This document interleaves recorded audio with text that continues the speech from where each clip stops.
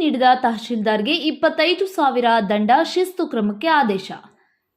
ಮಾಹಿತಿ ಹಕ್ಕು ಕಾಯ್ದೆಯಡಿ ಅರ್ಜಿದಾರರಿಗೆ ಮಾಹಿತಿ ನೀಡದ ಹಿನ್ನೆಲೆಯಲ್ಲಿ ಕುಣಿಗಲ್ ತಹಶೀಲ್ದಾರ್ ಯು ರಶ್ಮಿರವರಿಗೆ ಮಾಹಿತಿ ಆಯೋಗದ ಆಯುಕ್ತ ರುದ್ರಣ್ಣ ಹರ್ತಿಕೋಟೆರವರು 25,000 ದಂಡ ಹಾಗೂ ಶಿಸ್ತು ಕ್ರಮಕ್ಕೆ ಕಂದಾಯ ಇಲಾಖೆಯ ಆಯುಕ್ತರಿಗೆ ಆದೇಶ ಮಾಡಿದ್ದಾರೆ.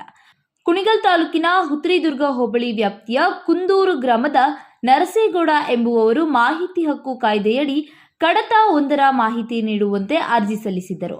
ಆದರೆ ಅರ್ಜಿದಾರರಿಗೆ ಮಾಹಿತಿ ನೀಡುವಲ್ಲಿ ವಿಳಂಬ ಹಿನ್ನೆಲೆ ಅರ್ಜಿದಾರರು ಮಾಹಿತಿ ಆಯೋಗಕ್ಕೆ ಮೇಲ್ಮನವಿ ಸಲ್ಲಿಸಿದರು.